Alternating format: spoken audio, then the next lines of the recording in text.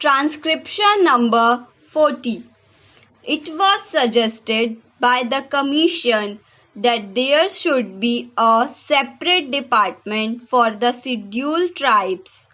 This matter was considered in the conference, but it was generally felt that if the scheduled castes and the scheduled tribes are separated to be dealt with by different departments, there will be a good deal of duplication of work because two sets of officers will have to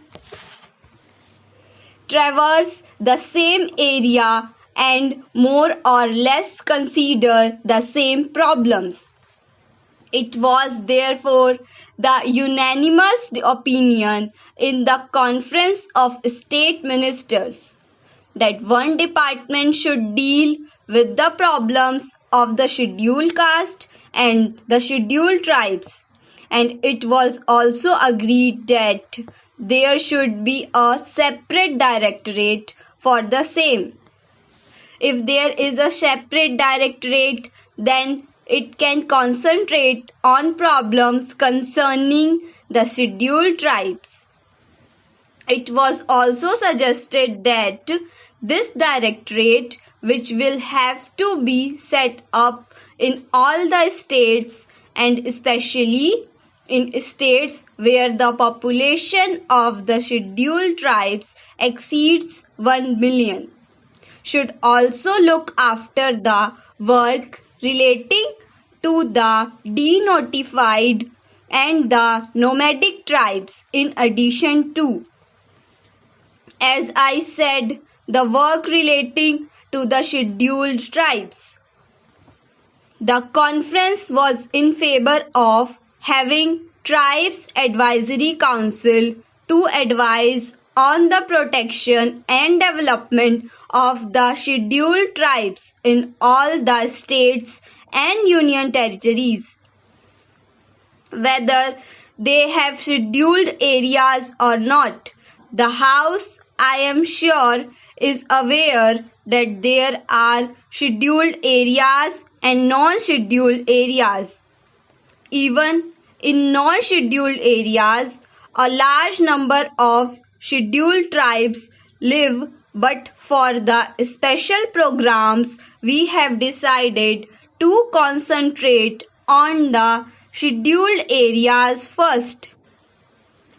I shall come to that point later on, but I am merely mentioning that the scheduled tribes lives both in scheduled areas and non-scheduled areas.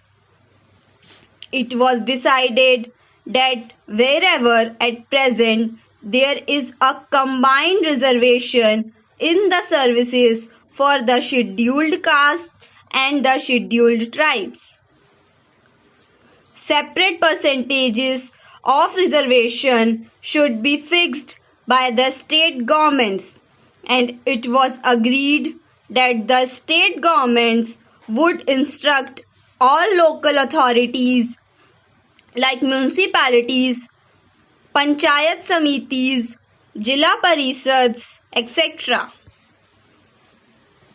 to follow the policies laid down by them in regard to the representation of all scheduled tribes in the services.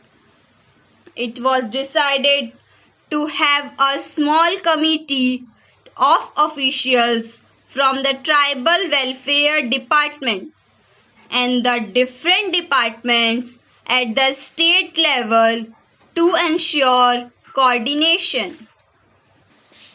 The conference also agreed that there should be a section under the Chief Secretary for evaluation of the Tribal Welfare Program.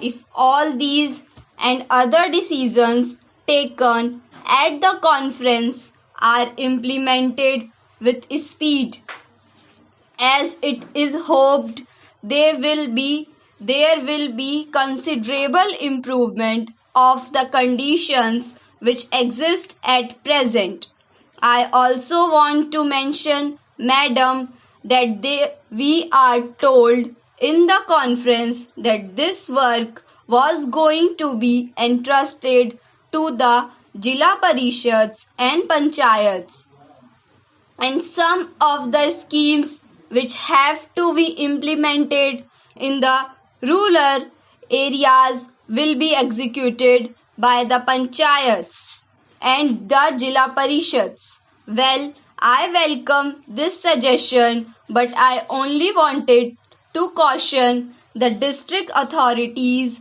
and the state governments not to leave everything to the Jila Parishads and Panchayats and have no supervision and watch over their work.